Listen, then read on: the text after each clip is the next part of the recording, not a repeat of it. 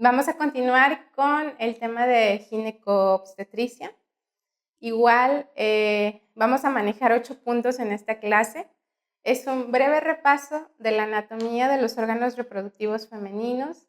Después vamos a ver, como en los temas anteriores, las principales técnicas de imagen empleadas para el estudio de los órganos reproductores femeninos, sus indicaciones, las limitaciones de estos estudios. Vamos a hablar un poquito de la radiación en órganos reproductivos femeninos, de los cambios en los órganos femeninos conforme a la edad de la paciente. Vamos a ver también algunas imágenes de las patologías más comunes benignas y de las neoplasias de los órganos reproductivos femeninos, los cambios que ocurren en estos órganos con el embarazo y algunas anormalidades detectadas en el embarazo, anormalidades en el producto.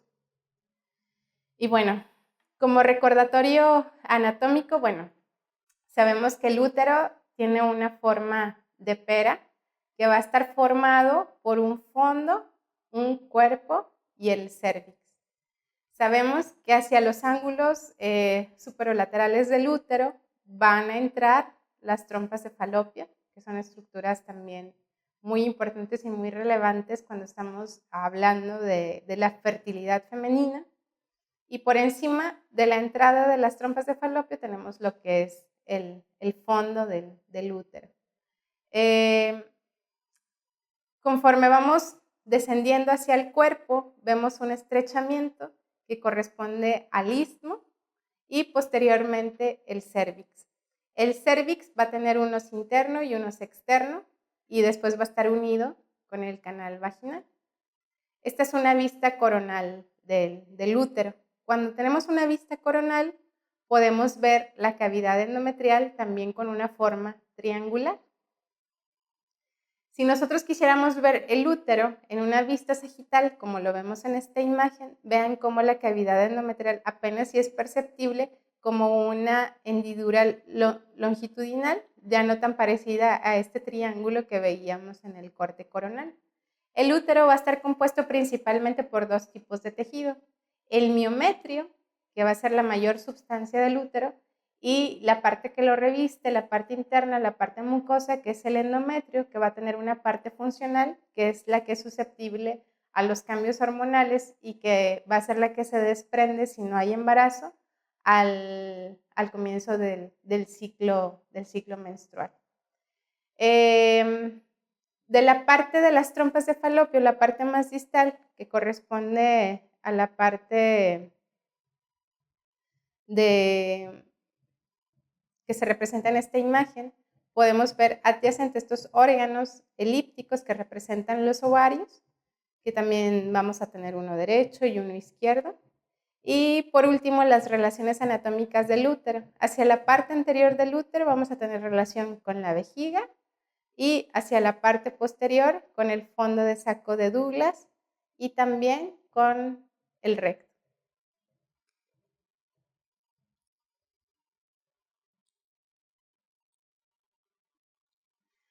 Las principales técnicas de imagen empleadas en ginecobstetricia son el ultrasonido, la tomografía, la resonancia magnética y también la histerosalpingografía. Vamos a hablar un poquito de las indicaciones del ultrasonido. Básicamente las indicaciones del ultrasonido es en pacientes con dolor pélvico, con masa pélvica, con sangrado vaginal anormal y también podría ser útil en alguna forma en la estadificación local del cáncer de los órganos reproductores femeninos. Básicamente tenemos 2 tipos o 2 abordajes de ultrasonido para evaluar los órganos reproductores femeninos, que es una vía transabdominal y una vía transvaginal, que son las que se presentan en estas 4 imágenes. En el ultrasonido transabdominal, como su nombre lo dice, nuestro transductor va a estar colocado sobre la piel del abdomen o del vientre de la paciente. Y para hacer este estudio es bien importante que nuestro equipo, nuestro transductor, tenga una resolución baja, una resolución más o menos de 3-4 MHz para poder alcanzar estructuras profundas, es decir, que nuestro haz de ultrasonido pueda penetrar más para alcanzar a visualizar el útero. Es bien importante que cuando se realiza un estudio transabdominal tengamos una ventana acústica que nos permita visualizar mejor las estructuras del útero y de los anexos. En este caso, nuestra ventana acústica va a ser la vejiga. Esta imagen nos va a ayudar mucho a diferenciar una imagen de un ultrasonido transabdominal de un ultrasonido transvaginal, porque ustedes van a ver la superficie del transductor, después por debajo de este van a ver la piel, la pared abdominal y posteriormente van a ver esta imagen anecoica que representa la vejiga. Esta es bien importante para poder valorar de una mejor forma el útero y todas las estructuras asociadas. El otro caso es el del ultrasonido transvaginal. Como su nombre lo dice, pues vamos a estar pasando el transductor a través del canal vaginal. Es un transductor intracavitario de mayor frecuencia que la que utilizamos en el ultrasonido transabdominal y por lo tanto, como tenemos una mayor frecuencia y estamos más cerca de los órganos que estamos estudiando, nuestra imagen va a tener una resolución muchísimo mejor que la que tenemos en el ultrasonido transabdominal. Estas dos imágenes son de la misma paciente con dos diferentes transductores, el transabdominal y el transcavitario. Vean cómo se alcanza a definir mejor todo el miometrio, toda la parte del endometrio. La resolución que tenemos para ver la imagen es mucho mejor en el ultrasonido transvaginal. La desventaja que tenemos con el ultrasonido transvaginal es que, por ejemplo, como estamos solo cerca de esta zona, tal vez si los ovarios tienen una posición más alta dentro del abdomen, no logremos verlo con el ultrasonido transvaginal. Entonces, muchas veces el estudio ginecológico completo de una paciente con ultrasonido se realiza con una mezcla de ambos estudios. Aquí nada más hay que considerar que pues, el intracavitario solo lo vamos a realizar con el consentimiento de la paciente y evitar su uso en pacientes que todavía no han iniciado su vida sexual. Las indicaciones de la tomografía básicamente son para estadificar cáncer de ovario, para el seguimiento post-tratamiento de las neoplasias ginecológicas más comunes. También es muy útil para la evaluación de complicaciones postoperatoria, para la evaluación de procesos infecciosos pélvicos complicados y también nos sirve como guía para realizar procedimientos intervencionistas en los órganos reproductores femeninos. Es importante hacer notar que en estos estudios puede ser de utilidad el uso de material de contraste oral para poder diferenciar los intestinos de las estructuras femeninas, de los órganos reproductores femeninos. Como en este ejemplo que nos presenta la imagen de un reformateo sagital de tomografía, alcanzamos a ver parte del fondo del cuerpo del útero y después vemos una tumoración a nivel del cérvix, que sería esta imagen en un corte axial.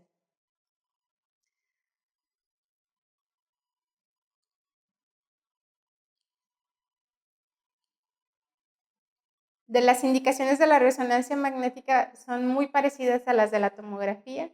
Si acaso agregaríamos la evaluación de anomalías congénitas de los órganos reproductores femeninos y la evaluación del piso pélvico. Aquí es bien importante tener en consideración que este estudio está contraindicado en aquellos pacientes que posean implantes o dispositivos médicos, por ejemplo, un marcapasos, o que tengan cuerpos extraños ferromagnéticos, como alguna prótesis de cadera. Entonces, aquí vemos unos ejemplos también de resonancia magnética, donde alcanzamos a ver imágenes simples. Vean aquí esta lesión a nivel del cuerpo del útero. Y después tenemos estas imágenes dependientes de T1 con saturación grasa, esta imagen con material de contraste, donde vemos un importante realce tanto del útero como de la masa a nivel de la cavidad endometrial. La histerosalpingografía es una evaluación fluoroscópica de la cavidad uterina y de las trompas de falopio.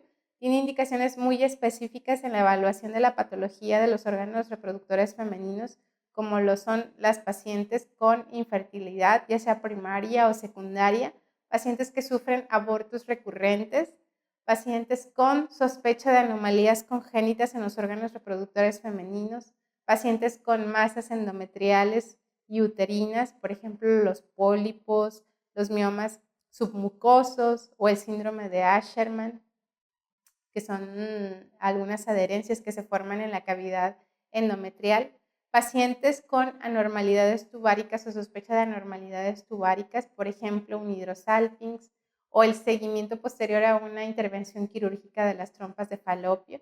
Aquí es muy importante tener en cuenta que este estudio está contraindicado en pacientes que tienen embarazo, en pacientes que presentan actualmente una enfermedad pélvica inflamatoria, que se conoce la alergia a los materiales de contraste yodados o que presentan un sangrado menstrual al momento del estudio.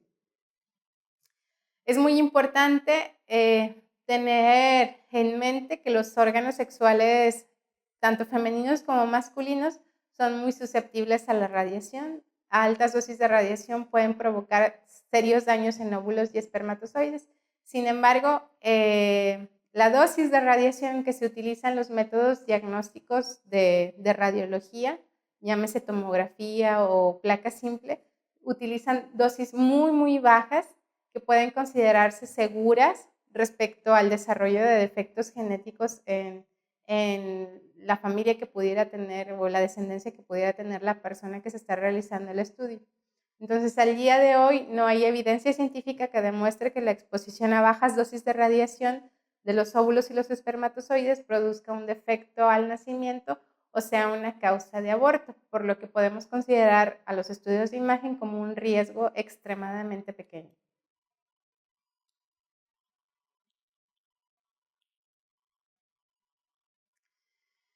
Un punto muy importante que debemos de considerar cuando estamos evaluando los órganos reproductores femeninos es que su apariencia cambia conforme la edad de la paciente y también conforme la parte del ciclo menstrual en el que se encuentra la paciente. Básicamente podemos fijarnos en varias estructuras como lo es el tamaño del útero, el tamaño del endometrio, la apariencia que tienen los ovarios. Y entonces tenemos que cuando hablamos de una mujer joven en edad fértil que todavía no ha tenido hijos, vamos a tener un útero, como se ve en esta imagen en sagital, que mide en promedio en su diámetro sagital alrededor de 7 centímetros, más o menos el tamaño que tiene el útero de una mujer fértil que no ha tenido hijos. Cuando ya se ha tenido hijos puede estar un poco más grande, 8, 9 centímetros, y puede considerarse normal. Es el aumento que esperamos encontrar en pacientes que ya han tenido embarazos previos. Esto cambia conforme la paciente entra a la etapa de la menopausia y a la etapa postmenopáusica, donde es menor el estímulo hormonal. Entonces, el útero se atrofia y vemos úteros más pequeñitos, como en este caso, donde vemos un útero de 5 centímetros, incluso pueden hacerse todavía un poquito más pequeñitos, como de 4 centímetros. Otro punto muy importante es la parte del endometrio, que hace rato hablábamos o hacíamos un recordatorio de la función del endometrio en el ciclo menstrual, que sabemos que es la parte que va proliferando y regenerándose con cada ciclo. Entonces sabemos que el endometrio en ocasiones podemos verlo delgado, como se ve en esta imagen, en otras ocasiones se verá más prominente, como lo vemos en esta otra, y todo depende de la fase del ciclo menstrual en la que se encuentra. Tenemos entonces que, por ejemplo, en las fases proliferativas podría estar entre 4 y 8 milímetros en una mujer fértil. Y ya en la fase secretora podría alcanzar hasta 1.4, 1.5 centímetros de grosor el endometrio. Mientras que en una mujer postmenopáusica, una mujer que ya no tiene estímulo hormonal, lo que debemos de ver de manera normal es un endometrio delgado. Un endometrio que no sobrepase los 4 milímetros de grosor. Y esto es muy importante porque uno de los datos que nosotros podemos pensar cuando vemos un engrosamiento un endometrio más grueso, es que la paciente pudiera tener alguna hiperplasia endometrial o algo más severo como un carcinoma endometrial. Entonces, siempre revisar el endometrio, más en las pacientes que por alguna circunstancia están tomando algún tipo de terapia hormonal durante la posmenopausia. En cuanto a los ovarios, en una mujer joven es muy común que nosotros veamos hacia la periferia estas pequeñas estructuras nodulares quísticas que representan los folículos del ovario. Estos también, dependiendo de la fase del ciclo en la que se encuentren, podemos encontrar alguno que sea más prominente, que podría ser el folículo dominante, que posteriormente va a proporcionar el óvulo para ese ciclo. Y conforme pasa el tiempo y la paciente entra a la etapa postmenopáusica, pues los ovarios se hacen más atróficos, los vemos más pequeñitos, de un volumen menor, e incluso ya no alcanzamos a ver estas imágenes anecoicas que representaban los folículos, que los vemos mejor en estas magnificaciones. Estos son los folículos, los puntos anecoicos que les mencionaba, y vean, por ejemplo, ahora este ovario ya en la menopausia. Estos son cambios que ocurren de manera normal con la edad. Vamos a ver algunas de las patologías benignas que podemos encontrar en el sistema reproductor femenino en distintos métodos de imagen. Algunas no son patologías y son solo condiciones que podemos ver en determinadas pacientes. Y, por ejemplo, de las anomalías congénitas, sabemos que dependiendo de la alteración que haya tenido, ya sea en la fusión o alguna otra alteración de los conductos de Müller, podemos tener malformaciones como la que se presenta en esta imagen, que es la del útero bicorne. Esta es una imagen de histerosalpingografía en la que se observa claramente la división del útero en dos partes, lo que se conoce como útero bicorne. De patologías de la cavidad endometrial, en esta imagen de histerosalpingografía podemos ver la presencia de un defecto de llenado, una parte donde no hay material de contraste nodular que representa un pólipo en la cavidad endometrial. Después tenemos estas imágenes de ultrasonido de dos pacientes diferentes, donde se alcanza a ver esta línea ecogénica central, mucho más ecogénica de lo que normalmente sería el endometrio, que representa el dispositivo intrauterino, que es un método de anticoncepción. Este es un dispositivo que tiene una buena posición. Vean cómo la parte más proximal del dispositivo llega hasta el fondo del útero, y vean donde la parte más proximal pues está más o menos como al nivel del cuerpo, ya casi en el cervix. Quiere decir que tiene una mala ubicación o una mala localización, y que obviamente pues necesita cambiar, primero quitarse y definir qué otro método de anticoncepción va a utilizar esta paciente. Hallazgos benignos a nivel del cervix, podríamos tener algunos de los más comunes, que son quistes de Nabot, que van a ser imágenes anecoicas con reforzamiento acústico que vamos a encontrar a nivel del cervix. Otras patologías, por ejemplo, a nivel de las trompas de falopio, podría ser la presencia de un hidrosalpinx, que es una complicación que muy comúnmente vamos a ver en pacientes con antecedentes de enfermedades infecciosas, infecciosas por transmisión sexual, o casos tan complejos como el que se presenta en esta imagen de ultrasonido y de tomografía, que es de un absceso tubovárico. Vean cómo se alcanza a ver en la topografía del anexo derecho esta masa heterogénea con zonas hipoecoicas, anecoicas, la formación de septos, reforzamiento acústico posterior, que tiene un gran volumen, 150 cc. Esto obviamente en la exploración ginecológica es como una masa pélvica palpable.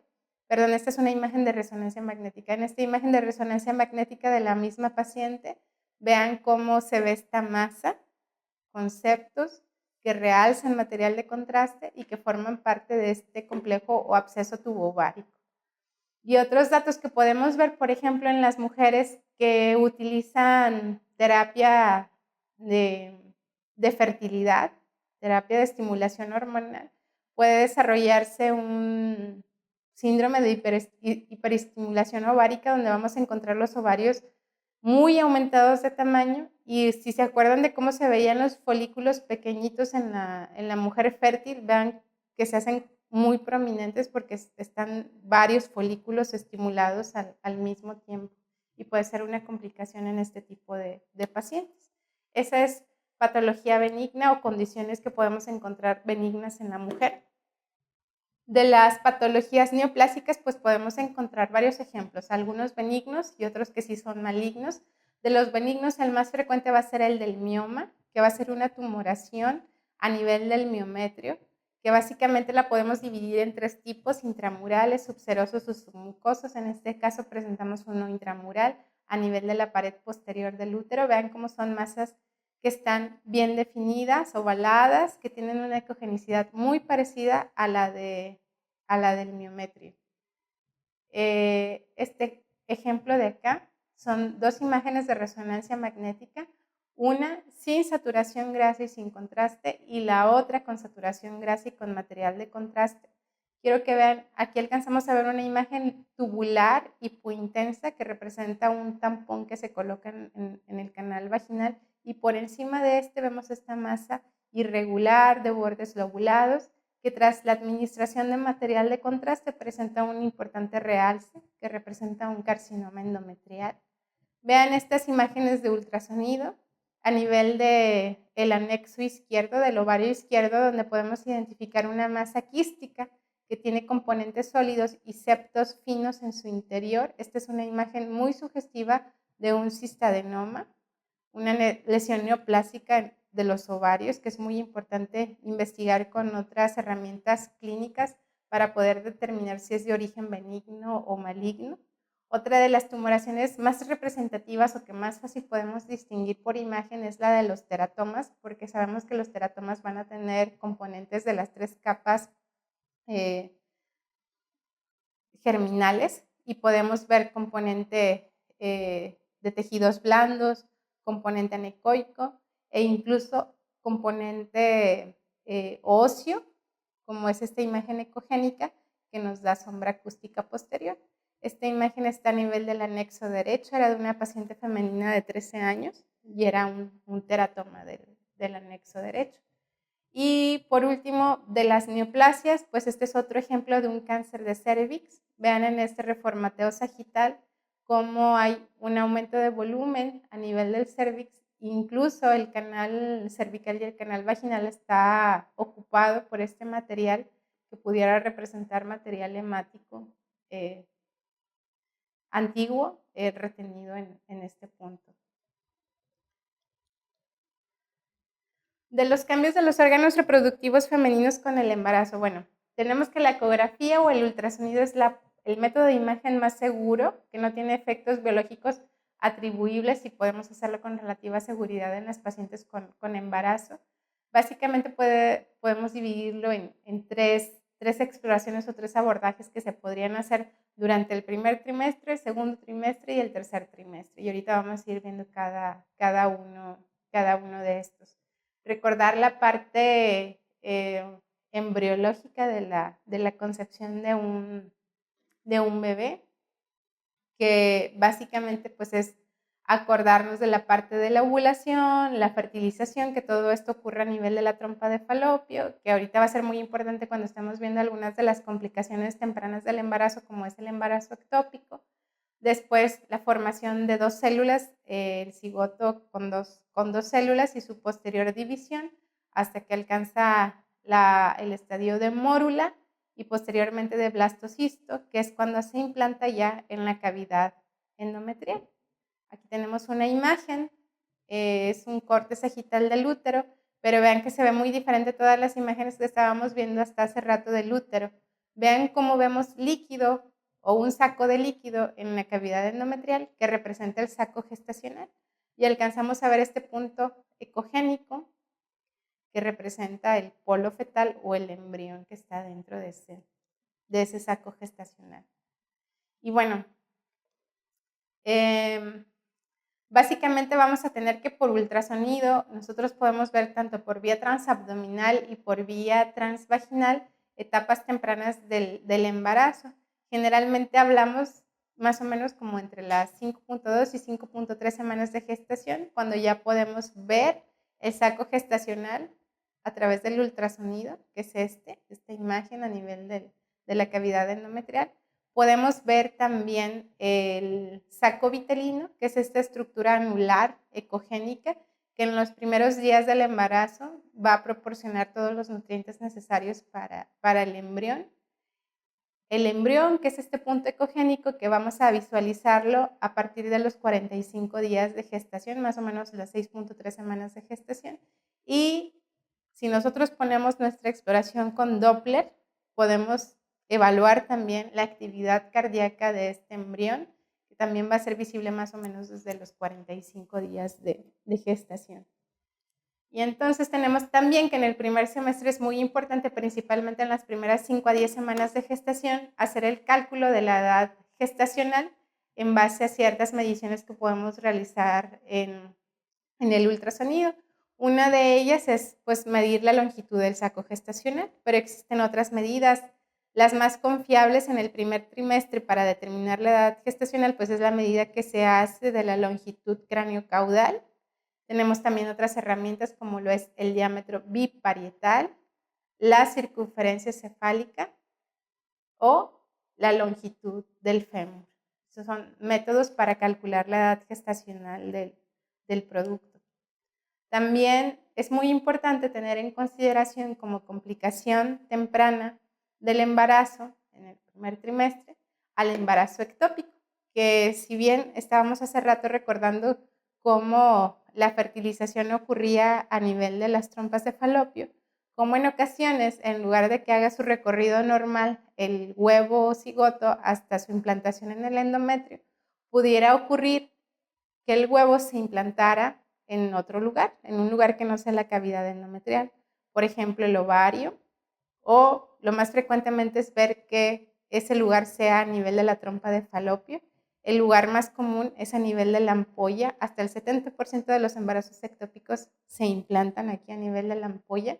Cosas más raras es, por ejemplo, que tenga una implantación en la cavidad abdominal, pero pues son cosas que sí pueden pasar. Representa el 1 a 2% de todos los embarazos y es la primera causa de mortalidad materna durante el primer trimestre de embarazo. Aquí vemos algunos ejemplos de embarazos ectópicos. Vean, por ejemplo, esta imagen de ultrasonido transvaginal donde alcanzamos a ver el útero en sagital. Vemos la parte de la pared posterior y la pared anterior del útero y esta línea ecogénica central que representa el endometrio. En una paciente con una prueba de embarazo positiva, lo que nosotros esperamos pues, es ver el saco gestacional dentro de la cavidad endometrial. Y vean que aquí no hay ningún saco gestacional. En cambio, cuando se explora la región de los anexos, podemos ver esta imagen redondeada, ecogénica, que con la exploración Doppler color presenta un importante flujo vascular en anillo, algunos denominan anillo de fuego, que es muy típica de un embarazo ectópico. Aquí lo que nos ayuda mucho o lo que va en ciertos casos a confirmarnos el diagnóstico es poder contar con la prueba de embarazo positivo. Este es otro ejemplo de un embarazo ectópico, de un caso de aquí del hospital. Alcanzamos a ver el útero en un corte transversal y vean cómo también la parte de la cavidad endometrial está sola, no hay nada, no hay ningún saco gestacional, pero luego por encima alcanzamos a ver esta imagen que nos recuerda mucho a la imagen del saco gestacional, esta imagen anecoica con esta porción más ecogénica central. Esto, sumado a una prueba de embarazo positiva, hace el diagnóstico de embarazo ectópico. Típicamente estas pacientes se presentan con un sangrado vaginal anormal, llegan con dolor pélvico. Si se hace la exploración ginecológica van a tener una masa anexial palpable y dependiendo del tiempo de evolución en algunas ocasiones pueden arribar al servicio de urgencias ya con un choque hipovolémico. Por ultrasonido, lo que mencionábamos hace rato, ausencia de saco gestacional en la cavidad endometrial. Vean cómo la cavidad endometrial está libre, está limpia. Sin embargo, la paciente tiene una prueba de embarazo positiva. Si se hace la exploración ginecológica, hay una masa anexial que nosotros podemos confirmar en la exploración del ultrasonido. Incluso podemos ver saco gestacional o el producto vivo dentro del saco gestacional. En algunas ocasiones podemos demostrar también la presencia de líquido libre hacia el saco de Douglas, que eso es muy importante porque representa una urgencia quirúrgica. Eso fue como complicación de primer trimestre. Otra indicación o utilidad que podríamos tener con el ultrasonido en el primer trimestre es que nos permite demostrar si es un embarazo único o es un embarazo múltiple, como los ejemplos que se presentan en estas imágenes, donde se alcanzan a ver más de un producto dentro de la cavidad endometrial. Podemos ver también específicamente durante la 11 a 14 semana de gestación, o sea, la parte final del primer trimestre y empezando el segundo trimestre, ciertos marcadores ecográficos que son indicadores de ciertas cromosomopatías. No quiere decir que todos los que lo tengan vayan a padecer una enfermedad, pero aumenta mucho el riesgo de tener alguna trisomía. Por ejemplo, la más común pues es la trisomía 21 o el síndrome de Down. Y esos dos marcadores es la ausencia de osificación del hueso nasal, que eso lo vamos a ver preferentemente en una imagen de perfil de la cabeza del niño. Y lo que debemos de ver normalmente es esta imagen lineal ecogénica, gruesa, a nivel de la nariz. Si no vemos esta línea, es una ausencia de osificación y es un marcador de cromosomopatía. Y el otro marcador, pues es el aumento de grosor de la translucencia nucal, que como su nombre lo dice, pues esto lo vamos a buscar hacia la parte posterior de la cabeza. Aquí hay que tener mucho cuidado de no confundirnos y estar midiendo, por ejemplo, el cordón umbilical. La medida normal es de 2.5 a 3 milímetros. Si mide más de eso, también aumenta el riesgo de que el producto padezca alguna cromosomopatía. Eso fue de primer trimestre. Del segundo trimestre, básicamente el ultrasonido se pide para tener un mayor detalle anatómico fetal. Es en este momento, durante la semana 22 y 24 de gestación, donde se evalúan todos los órganos y sistemas para poder detectar a tiempo alguna malformación congénita y se hace una evaluación de todo el sistema nervioso central, corazón, estómago, riñones, una evaluación completa de toda la anatomía del producto. Y en el tercer trimestre ya la utilidad del ultrasonido ya no va enfocada tanto al producto, sino más bien a la presentación que va a tener el producto, al crecimiento que alcanzó, el crecimiento del feto, a la cuantificación del líquido amniótico y la localización de la placenta. Esto quiere decir como la preparación previa al parto del producto. Y por último vamos a ver algunas anormalidades que se pueden detectar durante el embarazo. No queremos decir que estas anormalidades sean las más frecuentes, de hecho son raras, pero tienen relevancia en cuanto al pronóstico del producto y por imagen son muy sencillas de poder diagnosticar. Entonces, por eso hacemos hincapié siempre en estas anormalidades. La primera es la de la anencefalia, que se presenta en 1 de cada 1000 embarazos, que como su nombre lo dice, hay una ausencia de cerebro y de la bóveda craneal. Sí va a estar presente las estructuras de la cara, las estructuras faciales. De hecho, hay una prominencia de los globos oculares, pero no hay cráneo y no hay cerebro. Esto se puede detectar desde las 14 semanas de gestación. Y básicamente, si ustedes tratan de seguir la parte dorsal del producto, seguir toda su columna vertebral hasta la parte más proximal, donde deberíamos de ver la cabeza y deberíamos de ver la bóveda craneal, vean cómo no existe, hay una ausencia de la bóveda craneal y obviamente del cerebro. Y en este corte coronal, lo único que se alcanza a ver son las estructuras faciales. Esta malformación pues es incompatible con la vida.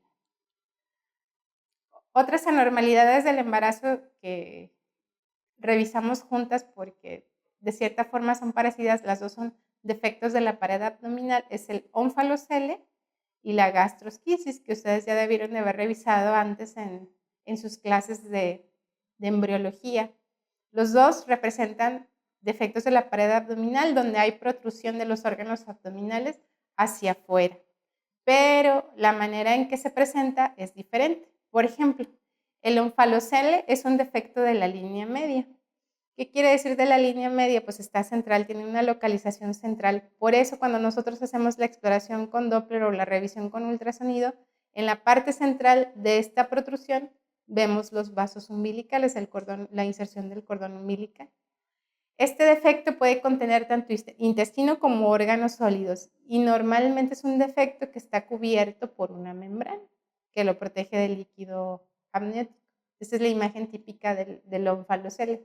Mientras que en la gastrosquisis, bueno, también es una protrusión de los órganos abdominales, sin embargo es paramedial, no está exactamente en la línea media, es decir, cuando nosotros vemos la implantación del cordón umbilical y la relación que tiene con la protrusión, vamos a ver que está por un lado de la inserción del cordón umbilical. Y además, esta protrusión no está cubierta por una membrana, es decir, podemos ver a los intestinos flotando dentro del líquido amniótico. Esto pudiera ocasionar un daño irreversible en estas estructuras. Y por último, esta sí podría tener un poco más de frecuencia, es la del defecto del cierre del tubo neural, el mielomeningocele, que es un tipo de espina bífida que, como su nombre lo dice, pues no se cierra completamente la columna vertebral, y esto lo podemos ver en el ultrasonido como una imagen quística hacia la parte más distal de la columna vertebral. Y con eso concluimos el tema 9 del curso de imagenología. Gracias.